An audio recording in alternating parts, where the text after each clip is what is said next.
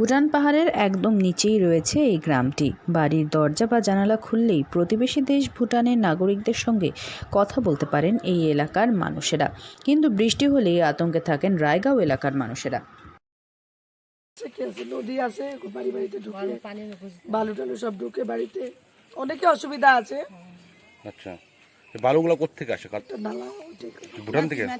ভুটান থেকে এটা অনেক দিন থেকে আসে, আগে তো এরকম আসতো না, এখন তো 2-3 বছর থেকে অনেকই ক্ষতি হচ্ছে। লাগাতার ভারী বৃষ্টির কারণে ভুটান পাহাড়ের ধস নেমে বিপর্যস্ত ভারতের রায়গাঁও এলাকার জনজীবন।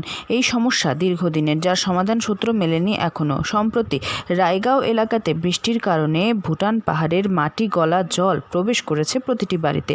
ভুটান পাহাড়ে ধসের কারণে ক্ষতিগ্রস্ত হয়েছে রায়গাঁও এলাকার বাড়িগুলি। এই ভারী মাত্রায় বৃষ্টি হলেই জয়গা শহরের সঙ্গে যোগাযোগ বন্ধ হয়ে যায় রায়গাঁও এলাকার।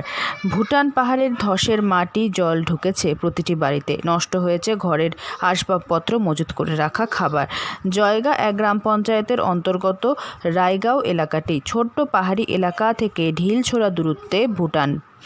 পূর্বে সীমানা প্রাচীর না থাকলেও বর্তমানে ভুটানের পক্ষ থেকে এলাকায় তোলা হয়েছে প্রাচীর, কিন্তু সেই প্রাচীর ভেদ করেও জল চলে আসে গ্রামগুলিতে।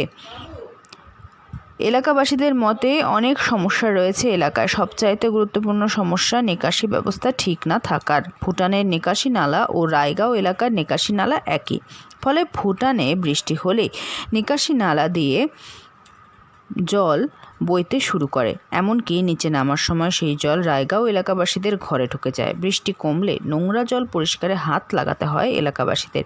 ঘরের মাটি পরিষ্কার করার পর সেই মাটি যখন এক জায়গাতে জমা করা হয়, তা দেখতে মনে হয় পাহাড়ের মতো।